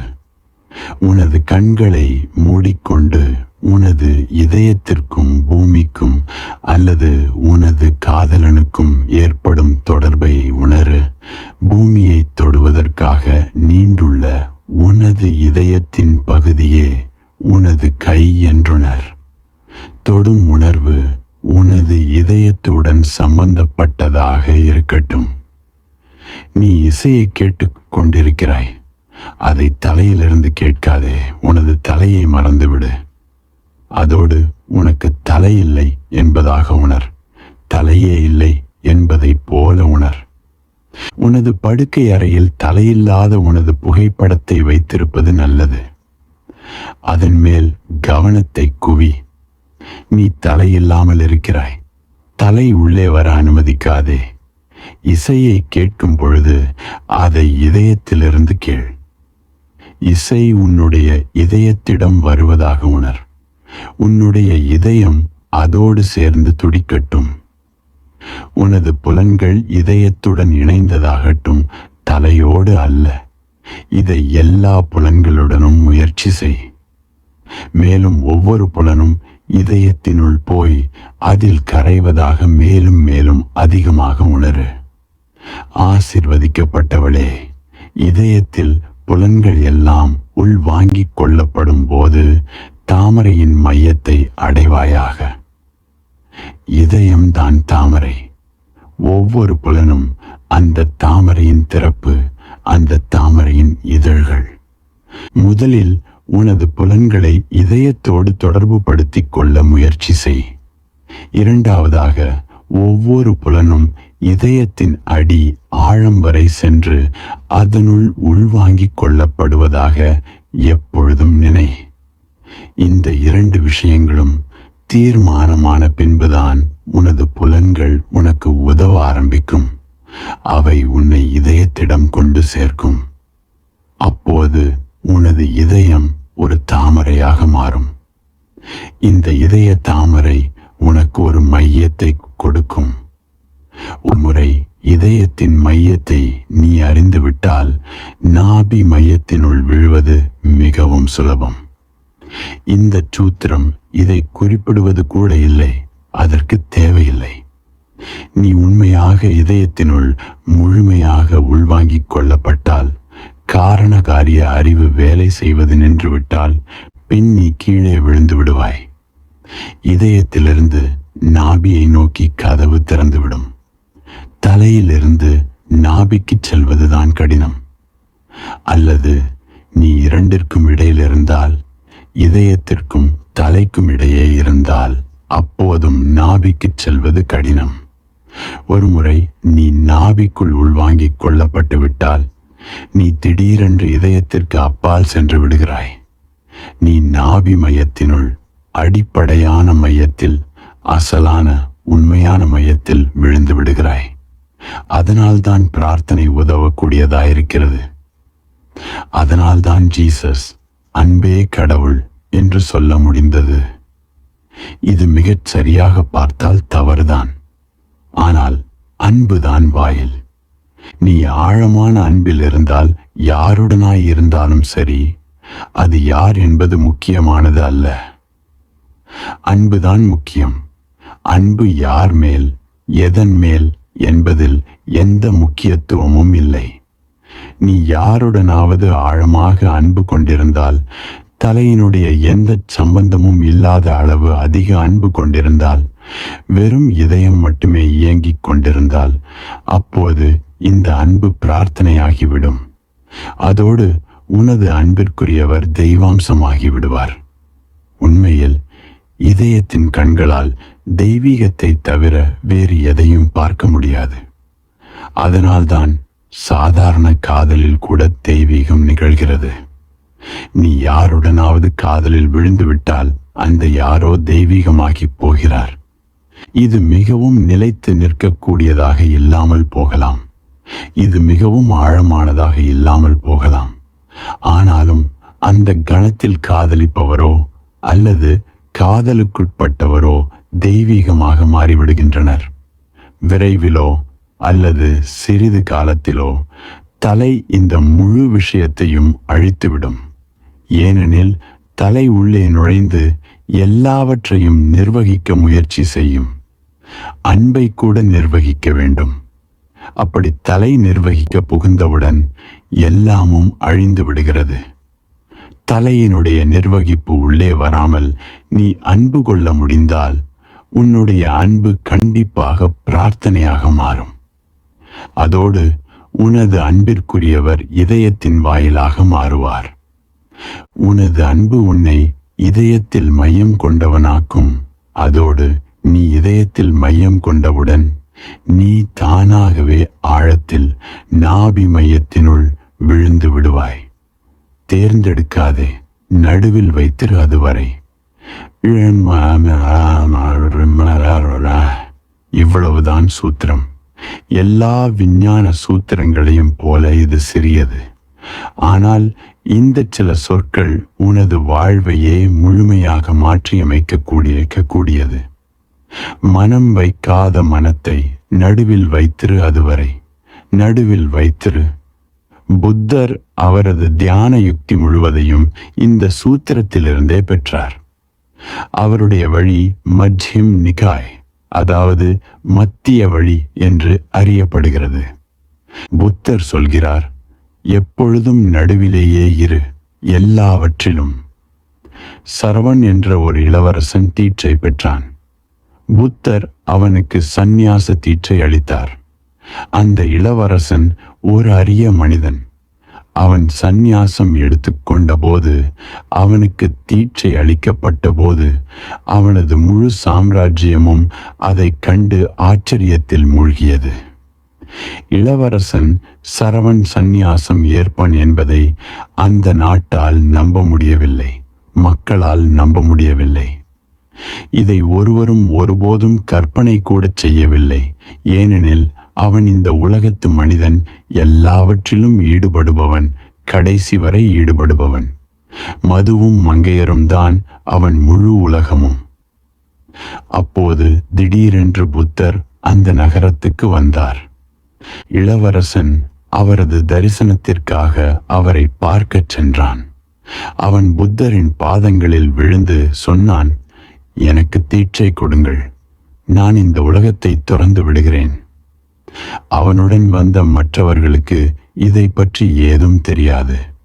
இது மிகவும் திடீரென்று நடந்தது. ஆகவே அவர்கள் புத்தரிடம் கேட்டார்கள், என்ன நடக்கிறது? இது ஒரு அற்புதம். சரவண் இந்த வகை மனிதன் அல்ல. அதோடு அவன் மிகுந்த செல்வச் செழிப்பில் வளர்ந்தவன். இதுவரை நாங்கள் சரவண் சந்நியாசம் எடுப்பான் என்று கற்பனை கூட செய்ததில்லை. ஆகவே என்ன நடந்தது இப்போது? நீங்கள் ஏதோ செய்துவிட்டீர்கள். புத்தர் சொன்னார், நான் எதுவும் செய்யவில்லை. மனம் ஒரு முனையிலிருந்து மறுமுனைக்கு ஊஞ்சல் போல சுலபமாக நகரக்கூடியது. இதுதான் மனதின் வழி. ஒரு அதீத முனையிலிருந்து மற்றொரு அதீத முனைக்கு நகருவது. ஆகவே சரவண் புதிதாக எதுவும் செய்துவிடவில்லை. இது எதிர்பார்க்க வேண்டியதே. உங்களுக்கு மனதின் செயல் விதி தெரியாததால் நீங்கள் மிகவும் அதிர்ச்சி அடைந்திருக்கிறீர்கள். மனம் ஒரு அதீத நிலையிலிருந்து மற்றொன்றுக்கு நகரும். இதுதான் மனதின் வழி. எனவே தினந்தோறும் இது நிகழ்கிறது. செல்வத்தின் பின்னால் பைத்தியமாக இருந்த ஒருவன் எல்லாவற்றையும் துறக்கிறான். ஒரு நிர்வாகன பக்ரியாக மாறிவிடுகிறான். நாம் நினைக்கிறோம், என்ன ஒரு அற்புதம் இது. ஆனால் இது ஒன்றுமே இல்லை. இது சாதாரண விதி. செல்வத்தின் பின்னால் பைத்தியமாக இல்லாத ஒருவன் அதை துறந்து விடுவான் என்று எதிர்பார்க்க முடியாது. ஏனெனில் நீ ஒரு அதிகபட்ச நிலையிலிருந்துதான் மற்றொரு அதிகபட்ச அதீத நிலைக்கு நகர்கிறாய். ஒரு கடிகாரத்தின் கீழே ஆடும் பெண்டுலத்தை போல ஒரு பக்க அதிகபட்ச முனையிலிருந்து எதிர்பக்கத்திற்கு. ஆகவே செல்வத்தின் பின்னே செல்லும் ஒருவன், செல்வத்தின் பின்னே பைத்தியமாய் செல்பவன் அதை எதிர்ப்பதிலும் பைத்தியமாயிருப்பான்.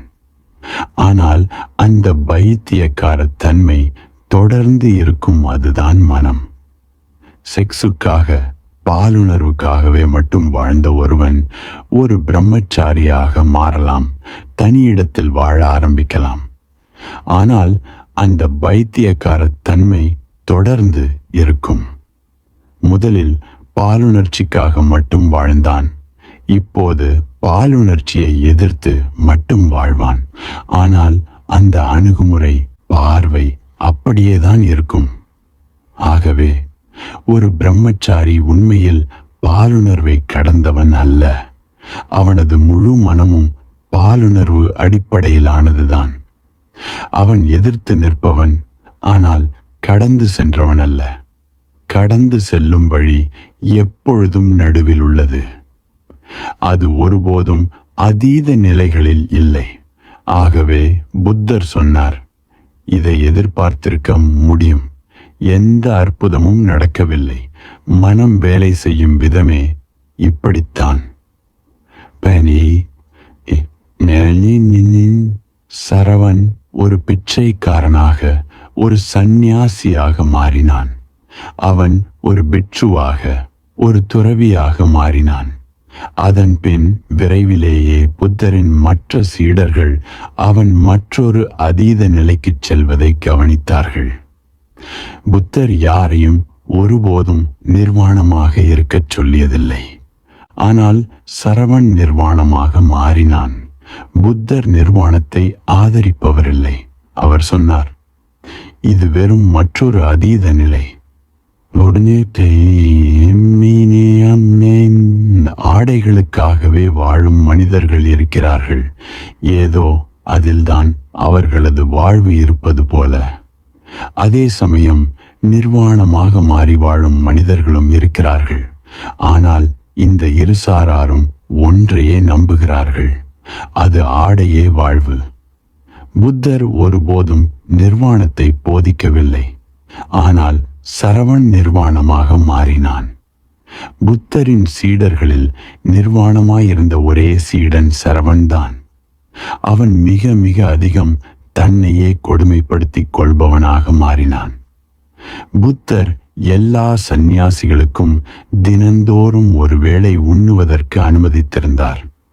ஆனால் சரவண் ஒரு நாள் விட்டு ஒரு நாள் தான் ஒரு வேளை உணவு சாப்பிடுவான். அவன் மிகவும் மெலிந்தும் வலுவிழந்தும் போனான். மற்ற எல்லா சீடர்களும் தியானத்திற்காக மரங்களின் அடியில் நிழல்களில் அமரும்போது சரவண் மட்டும் ஒருபோதும் எந்த மரத்தின் அடியிலும் உட்கார மாட்டான். அவன் எப்பொழுதும் தகிக்கும் சூரியனின் அடியிலேயே இருப்பான். அவன் ஒரு அழகான மனிதன். அதோடு அவனுக்கு மிகவும் சிறந்த உடம்பும் இருந்தது. ஆனால் 6 மாதத்தில் அவனை யாரும் அடையாளம் காண முடியாதபடி ஆகிவிட்டான். அவன் அசிங்கமாகவும் கருத்தும் இருண்டும் சூடுபட்டும் மாறிப்போனான். சரவண், நீ தீட்சைக்கு முன்பு இளவரசனாக இருந்தபோது நீ எப்பொழுதும் வீணை வாசிப்பாய் என்றும் நீ ஒரு பெரிய இசை கலைஞன் என்றும் நான் கேள்விப்பட்டேன். அதனால் உன்னிடம் ஒரு கேள்வி கேட்கலாம் என்று நான் வந்தேன். வீணையின் கம்பிகள் மிகவும் தளர்ந்து இருந்தால், லூஸாக இருந்தால் என்ன நிகழும்? சரவண் சொன்னான், கம்பிகள் மிகவும் தளர்ந்து இருந்தால் பிறகு இசை சாத்தியமில்லை. அதன் பின் புத்தர் கேட்டார், மேலும் அந்த கம்பிகள் மிகவும் இறுகி வெகுவாக ஈடுபட்டு இருந்தால் அப்போது என்ன நிகழும்? சரவண் சொன்னார், அப்போதும் இசைக்க முடியாது, இசையை உருவாக்க முடியாது. கம்பிகள் நடுநிலையில் இருக்க வேண்டும், தளர்வாகவோ இருக்கப்பட்டோ இருக்கக்கூடாது. ஆனால் மிகச் சரியாக இரண்டிற்கும் நடுவில் இருக்க வேண்டும். சரவண் சொன்னான், வீணை வாசிப்பது சுலபம். ஆனால் ஒரு குரு மட்டுமே கம்பிகளை சரியாக அமைக்க முடியும், நடுவில் அமைக்க முடியும். நடுவில் இருக்கும்போதுதான் வரும். ஆகவே துறப்பது சுலபம். ஆனால் ஒரு குரு மட்டுமே நடுவில் இருப்பது எப்படி என்பதை அறிவார். ஆகவே சரவண், ஒரு குருவாக இரு. வாழ்வின் இந்த கம்பிகள் நடுவிலேயே இருக்கட்டும். எல்லாவற்றிலும் இந்த முனைக்கும் போகாதே, அந்த முனைக்கும் போகாதே. எல்லாவற்றிற்கும் 2 முனைகள், 2 அதீத நிலைகள் உள்ளன. ஆனால் நீ நடுவிலேயே இரு. ஆனால் மனம் மிகவும் மனம் வைக்காதது. அதனால் தான் சூத்திரம் சொல்கிறது, மனம் வைக்காத மனத்தை. நீ இதை கேட்பாய், நீ இதை புரிந்து கொள்வாய். ஆனால் மனம் இதை எடுத்துக்கொள்ளாது. மனம் எப்போதும் தொடர்ந்து அதீத நிலைகளையே தேர்ந்தெடுக்கும். மனதிற்கு அதீத நிலைகளின் மேல் ஒரு வசீகரிப்பு உண்டு. ஏன்? ஏனெனில் மத்தியில் இருக்கும்போது மனம் இறந்து விடுகிறது. பெண்டுலத்தை பார். அது அதீத நிலை வரை, கடைசி வரை போய்கொண்டிருந்தால் அதனால் நாள் முழுவதும் ஓடிக்கொண்டிருக்க முடியும். அது இடது பக்கமாக போகும்போது வலது பக்கம் போவதற்கான விசையை சேகரித்துக் கொள்கிறது. அது வலது பக்கம் போகும்போது அது இடது பக்கம் போவதற்கான விசையை சேகரிக்கிறது. இப்படி வலது இடது வலது இடது என்று அதீத நிலைகள் உள்ளன. பெண்டுலம் மத்தியில் நிற்கட்டும், அப்போது அதன் முழு விசையையும் இழந்து விடுகிறது. அப்போது பெண்டுலத்திற்கு சக்தி இல்லாமல் போகிறது. ஏனெனில் சக்தி ஏதாவது ஒரு அதீத நிலைக்கு போவதிலிருந்தே கிடைக்கிறது. ஒரு அதீத நிலை அதை மற்றொன்றை நோக்கி வீசிவிடுகிறது. பிறகு திரும்பவும். இப்படி இது ஒரு வட்டம். பெண்டுலம் ஓடிக்கொண்டே இருக்கிறது. அது நடுவில் இருக்கட்டும், அப்போது முழு ஓட்டமும் நின்றுவிடும். மனம் ஒரு பெண்டுலம் போன்றதே. அது தினமும் அப்படித்தான் இயங்குகிறது. நீ ஆழ்ந்து கவனித்தால் நீ இதை அறிந்து கொள்வாய். நீ ஒரு விஷயத்தை அதன் அதீத நிலையில் முடிவு செய்கிறாய். பிறகு நீ மற்றொரு அதீதத்திற்கு நகருகிறாய். நீ கோபப்படுகிறாய். பிறகு நீ அதற்காக வருந்துகிறாய். நீ முடிவு செய்கிறாய், இல்லை, இது போதும், இனிமேல் நான் ஒருபோதும் கோபப்பட மாட்டேன். ஆனால் நீ அதீதத்தில் இருப்பதை உன்னால் பார்க்க முடிவதில்லை. ஒருபோதும் என்பது அதீதமானது, அதிகப்படியானது. நீ ஒருபோதும் கோபப்பட மாட்டாய் என்று எப்படி உன்னால் அவ்வளவு உறுதி கொள்ள முடியும்? நீ என்ன சொல்கிறாய்? மறுபடியும் நினைத்து பார். ஒருபோதும் கடந்த காலத்தில் எவ்வளவு முறை நீ நான் ஒருபோதும் கோபப்பட மாட்டேன் என்று முடிவு செய்தாய் என்பதை நினைத்து பார்.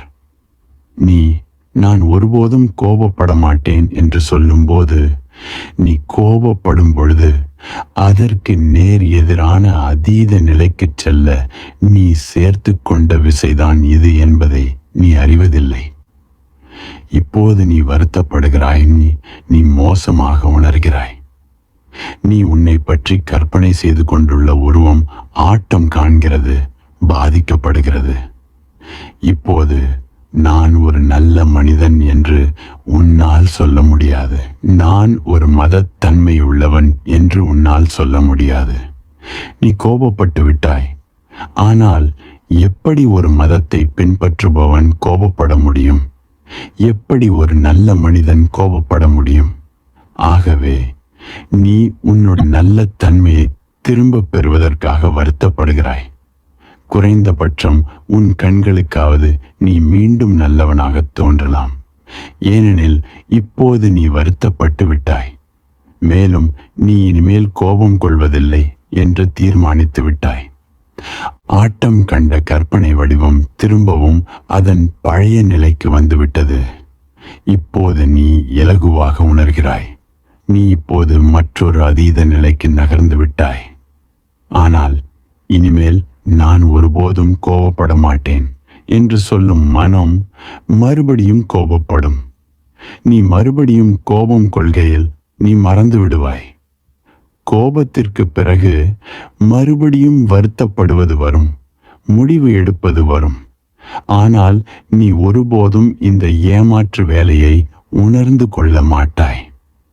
இது எப்பொழுதும் இப்படியேதான் போய்க்கு கொண்டிருக்கும்.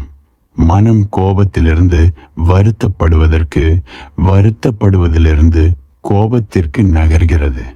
நடுவில் இரு. கோபப்படாதே, வருத்தமும் படாதே.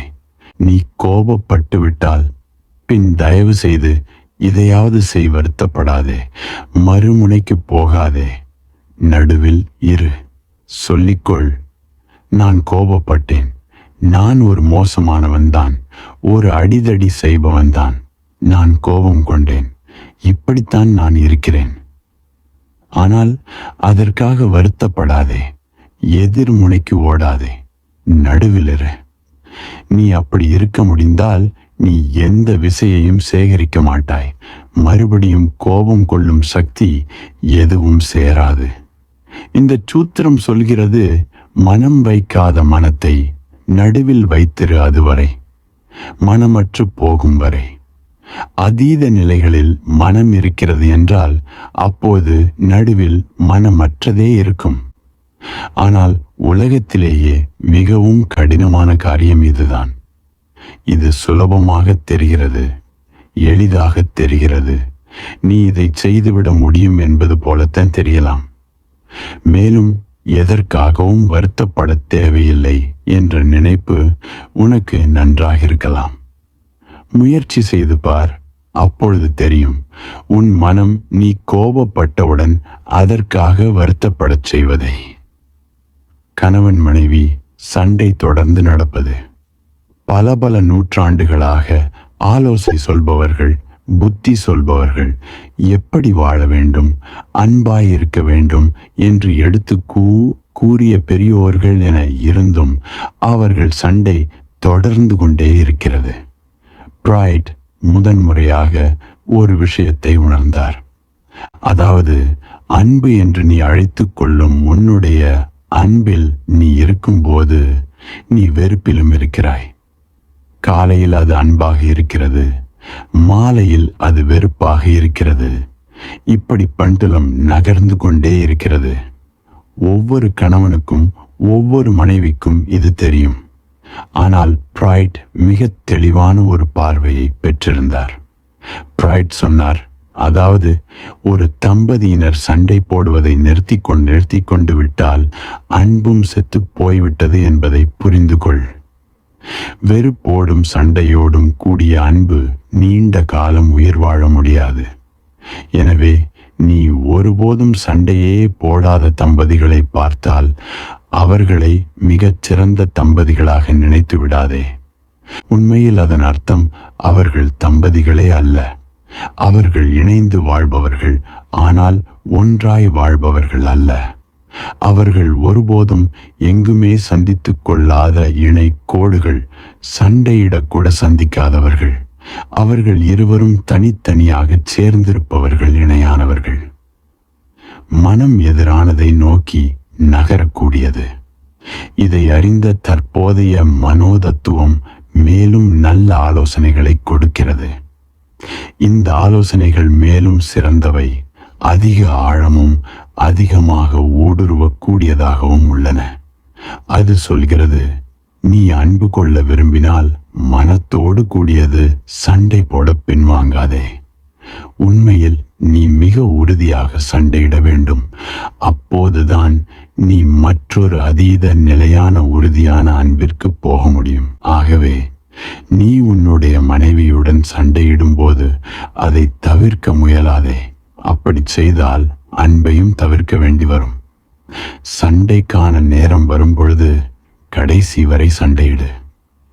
அப்போது நீ மாலையில் அன்பு கொள்ள முடியும். மனம் அதற்கான விசையை சேகரித்திருக்கும். சாதாரணமான அன்பு சண்டை இல்லாமல் இருக்க முடியாது. ஏனெனில் அங்கு மனதின் ஓட்டம் இருக்கிறது. மனதின் சம்பந்தமில்லாத அன்பு மட்டுமே சண்டை இல்லாமல் இருக்க முடியும்.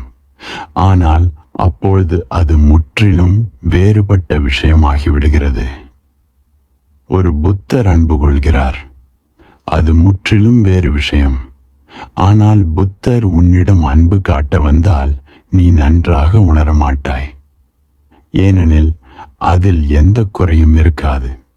அது வெறும் இனிப்பாக மட்டுமே இருக்கும். மேலும் சலிப்பாகவும் இருக்கும். ஏனெனில் சுவையே சண்டையிலிருந்து தான் கிடைக்கிறது. ஒரு புத்தர் கோபமடைய முடியாது. அவர் அன்பு மட்டுமே காட்ட முடியும். நீ அவருடைய அன்பை உணர முடியாது. ஏனெனில் உன்னால் எதிரெதிரானவைகளையே உணர முடியும். உன்னால் அதற்கு முழுதும் மாறுபட்ட தன்மை இருந்தால்தான் அன்பை உணர முடியும். 12 வருடங்களுக்கு பிறகு புத்தர் அவருடைய சொந்த நகரத்திற்கு திரும்பி வந்தபோது அவரது மனைவியால் அவரை வரவேற்க வர முடியவில்லை. அவரது மனைவியை தவிர அந்த நகரம் முழுவதும் அவரை வரவேற்க கூடியிருந்தது. புத்தர் சிரித்தார். பின் தனது முதன்மை சீடனான ஆனந்தாவிடம் சொன்னார், யசோதரா வரவில்லை. எனக்கு அவளை நன்கு தெரியும். அவள் இன்னும் என்னிடம் அன்பு கொண்டிருப்பதாக தெரிகிறது. அவள் பெருமை கொண்டிருக்கிறாள். அதோடு அவள் காயப்பட்டும் இருக்கிறாள். 12 வருடம் என்பது நீண்ட காலம். ஆகவே அவள் இப்போது அன்பு கொண்டிருக்க மாட்டாள் என்று நான் நினைத்தேன். ஆனால் அவள் இன்னும் அன்பு கொண்டிருக்கிறாள். இன்னும் கோபத்தோடு இருக்கிறாள் என்று தெரிகிறது. அவள் என்னை வரவேற்க வரவில்லை. நான் வீட்டிற்கு போக வேண்டும். புத்தர் சென்றார். ஆனந்தா அவருடன் இருந்தார். ஆனந்தா கொண்டுள்ள நிபந்தனை அது. ஆனந்தா தீட்சை எடுத்தபோது அவன் புத்தரிடம் ஒரு நிபந்தனை போட்டான். புத்தரும் அதற்கு சம்மதித்தார். அதன்படி ஆனந்தா எப்பொழுதும் புத்தருடன் இணைபிரியாமல் இருப்பான். ஆனந்தா ஒன்றுவிட்ட அண்ணன். எனவே புத்தர் ஏற்றுக்கொள்ள வேண்டியதாயிற்று. இங்கு மட்டுமாவது நீ பின்தங்கியிரு, என்னுடன் வராதே. ஏனெனில் அவள் கொந்தளித்துக் கொண்டிருப்பாள். நான் 12 வருடத்திற்கு பிறகு திரும்பி வருகிறேன். அதோடு நான் அவளிடம் கூட சொல்லாமல் ஓடிப்போனவன். அவள் இன்னும் கோபத்தோடு இருக்கிறாள். ஆகவே என்னுடன் வராதே. அப்படி வந்தால் நான் அவள் ஏதாவது சொல்வதற்கு கூட அனுமதிக்க மறுக்கிறேன் என்று அவள் நினைப்பாள். அவள் விஷயங்களை சொல்லத் துடிப்பாள். ஆகவே அவள் கோபப்படட்டும், என்னுடன் நீ வராதே. புத்தர் உள்ளே சென்றார். யசோதரா எரிமலையாக இருந்தாள். அவள் பொங்கினாள், வெடித்தாள். அவள் கதறிக்கொண்டு அழுது கொண்டு பலவற்றையும் சொல்ல ஆரம்பித்தாள். புத்தர் அங்கேயே இருந்தார், காத்து கொண்டிருந்தார். பின் சிறிது சிறிதாக அவள் அமைதியடைந்தாள். அப்போது தான் புத்தர் இதுவரை ஒரு வார்த்தை கூட பேசாததை உணர்ந்தாள். அவள் தனது கண்களை துடைத்து கொண்டு புத்தரை நிமிர்ந்து பார்த்தாள். அப்போது புத்தர் சொன்னார், நான் ஒன்றை பெற்றுள்ளேன் என்று சொல்வதற்காகவே நான் வந்தேன். நான் ஒன்றை அறிவேன், நான் ஒன்றை உணர்ந்து கொண்டேன். நீ அமைதியடைந்தால் உனக்கு நான் அந்த செய்தியை கொடுக்க முடியும். நான் உணர்ந்த அந்த உண்மையை கொடுக்க முடியும். நீ கொட்டி தீர்க்கட்டும் என்று நான் இவ்வளவு நேரம் காத்திருந்தேன். 12 வருடம் என்பது நீண்ட விஷயம்தான். நீ பல காயங்களை கண்டிப்பாக அடைந்திருப்பாய். ஆகவே உனது கோபம் புரிந்து கொள்ளக்கூடியதே. நான் இதை எதிர்பார்த்தேன். நீ இன்னும் என் மேல் அன்பு கொண்டிருப்பதை இது காட்டுகிறது. ஆனால் இந்த அன்பை கடந்த வேறொரு அன்பு இருக்கிறது. மேலும் அந்த அன்பினாலேயே நான் உன்னிடம் அந்த ஒன்றை சொல்வதற்காக திரும்பி வந்துள்ளேன். ஆனால் யசோதராவால் அந்த அன்பை உணர முடியவில்லை. அதை உணருவது கடினம். ஏனெனில் அது மிகவும் மௌனமானது. அதுவே இல்லாதது போன்ற அளவு மௌனமானது. மனம் நின்று விடும் பொழுது ஒரு மாறுபட்ட அன்பு நிகழ்கிறது. ஆனால் இந்த அன்பிற்கு எதிர்மறையான எதுவும் இல்லை. மனம் நின்று விடும்போது உண்மையில் நடப்பது எதுவாக இருந்தாலும் அதற்கு நேர்மறையானவை கிடையாது. மனம் இருக்கும் பொழுது எப்பொழுதும் ஒரு எதிர்த்துருவமானதும் இருக்கும். மனம் ஒரு பெண்டுலத்தை போல நகர்கிறது. இந்த சூத்திரம் அற்புதமானது. இந்த சூத்திரம் ஆச்சரியப்பட வைப்பது. இதன் மூலம் அற்புதங்கள் சாத்தியம். மனம் வைக்காத மனத்தை நடுவில் வைத்திரு அதுவரை. மாசம். ஆகவே முயற்சி செய். மேலும் இந்த சூத்திரம் உன் முழு வாழ்க்கைக்குமானது. நீ இதை சில நேரங்களில் மட்டும் பயிற்சி செய்ய முடியாது. நீ இடைவிடாத விழிப்புணர்வுடன் இருக்க வேண்டும். செய்வது, நடப்பது, சாப்பிடுவது, உறவில், எல்லா இடத்திலும் நடுவில் இரு முயற்சியாவது செய். ஒரு குறிப்பிட்ட அமைதித்தன்மை வளருவதை நீ உணர்வாய். ஒரு எதனாலும் பாதிக்கப்படாத தன்மை உன்னிடம் வரும். ஒரு மௌனமான மையம் உனக்குள் வளர ஆரம்பிக்கும். உன்னால் மிகச் சரியாக நடுவில் இருப்பதில் வெற்றி பெற முடியாவிட்டாலும் கூட நடுவில் இருப்பதற்கு முயற்சி செய். மெதுமெதுவாக நடுவில் என்பதன் அர்த்தம் என்ன என்பதை நீ உணர்வாய். எதுவாக இருந்தாலும் சரி, அன்பும் வெறுப்பும் கோபமும் வருத்தமும் எப்பொழுதும் எதிரெதிர் துருவங்களை நினைவில் கொண்டு அவற்றின் மத்தியில் இரு. அப்போது விரைவில் அல்லது சிறிது காலத்தில் நீ மிகச் சரியான நடுப்புள்ளியை தெரிந்து கொள்வாய். ஒரு முறை இதை நீ அறிந்துவிட்டால் நீ ஒருபோதும் இதை மறக்க முடியாது. ஏனெனில் அந்த நடுப்புள்ளி மனதை கடந்தது. அந்த நடுப்புள்ளிதான் ஆன்மீகத்தின் முழு அர்த்தமும் ஆகும்.